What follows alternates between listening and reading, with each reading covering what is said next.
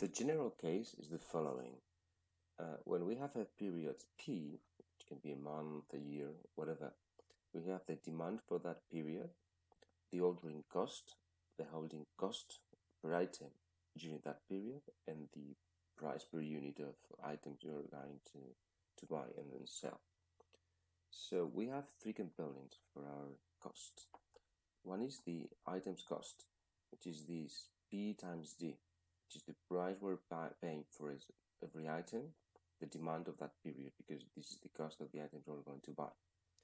If we don't change suppliers, that term will remain unchanged no matter how much and when we order. Second, we have the holding cost. The holding cost is calculated using the average inventory in our warehouse, the physical inventory, which is half the lot size times the cost per holding one item. And finally, we have the ordering cost, which is the number of times we place an order with our supplier times the cost per order. And the number of times we place an order with our supplier is calculated as demand divided by the lot size. We saw three examples for each three components in our previous example, okay, but this is the general expression to calculate the cost. Okay, so we want this to be as low as possible. We want minimal of this expression.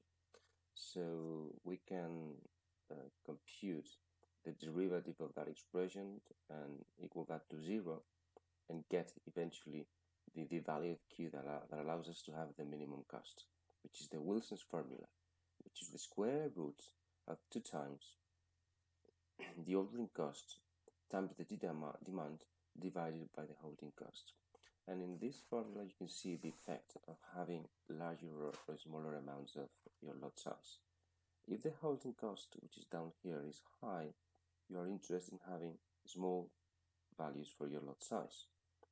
And if the ordering cost is high, you're interested in having large amounts of Q, because we'll pay less time that huge amount of quantity. And the trade-off between them is described in terms of this fraction, where they compete with each other in terms of the amount you'll eventually get for your lot size.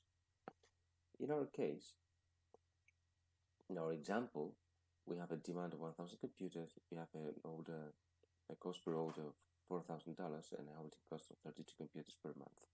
If we substitute those values, we get this expression here, and we get eventually that our best possible lot size is 500, which is the one that we explored before.